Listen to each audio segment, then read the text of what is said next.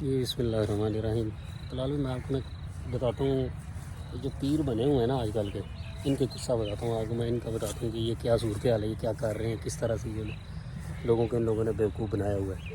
وہ ایک پیر تھا تو وہ کسی کے گھر مہمان آ گیا، تو اسے جو محلے میں جو اور اس کے مرید تھے ان کو پتہ چلا کہ ہمارا پیر صاحب آئے ہوئے ہیں اس گھر میں.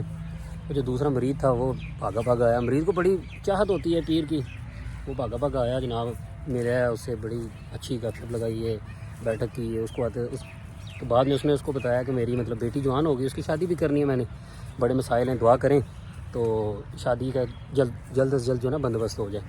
پیر صاحب نے کہا ٹھیک ہے جی انشاءاللہ کرتے ہیں ہم، اللہ تعالیٰ کے حضور دعا کریں گے. تو وہ اٹھنے لگا تو اس نے نا 10 روپے پیر صاحب کے ہاتھ میں پکڑا دیے نا. اچھا. جب وہ آیا تو اس نے بتایا بھی پیر صاحب کو مجھے 100 روپیہ جو ہے نا قرض ہو گیا میرے اوپر، قرضہ بھی اور بیٹی کی شادی بھی کرنی ہے، جوان ہے. تو اس نے کہا چلیں ٹھیک ہے. جب اٹھے نا اٹھتے سارا اس نے 10 روپے پکڑا دیے ہیں. یہ اس ٹائم کی بات ہے جس ٹائم یہ 10 روپے اور 100 روپے بڑی بات ہوتی تھی. پکڑا دیے. جو ساتھ ایک اور بندہ بیٹھا تھا جس کے گھر وہ مہمان آئے تھے، وہ بندہ ہنسنے لگ گیا. وہ پیر کو بڑا غصہ چڑھا. اس ٹائم تو اس نے کچھ نہ کہا. جب وہ مریض چلا گیا تو بعد میں اس نے اسے کہا کہ بھائی آپ نے یہ کیا حرکت کی ہے، اس نے مجھے 10 روپے دیے ہیں اور آپ ہنسنے لگ گئے میرے اوپر. تو اس نے کہا میں ہنسی اس بات پہ نہیں رہا تھا کہ اس نے آپ کو 10 روپے دیے ہیں، میں ہنسی اس بات پہ رہا تھا کہ آپ کی دعا بڑی جلدی قبول ہوتی ہے.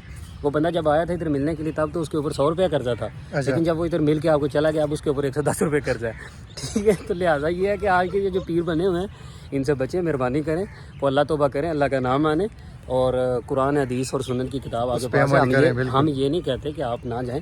ایک اللہ کے جو نیک بندے ہیں جو اللہ کے راہ پہ لگے ہوئے ہیں، جو مجاہدہ کار ہیں، ان کی مدد کریں، ان کے ساتھ رہیں. لیکن یہ بھی نہیں ہے کہ آپ جو ہے نا پرماننٹ ان کے گاہک بن جائیں اور اجانتے دیتے رہیں ان کو اور انہی کے گلے میں بھرتے رہیں اور پیر صاحب کا ہاتھ لگ جائے اور پیر صاحب جو مرضی کرتے رہیں، لیکن جو ہے نا آپ انہی کی معاون بنتے رہیں. ان کی چھری کے نیچے نہ آئیں، خود کو خود بچائیں. بالکل ٹھیک ہے جی. ہمیں دیکھتے رہیں. اللہ حافظ. اللہ حافظ. السلام علیکم.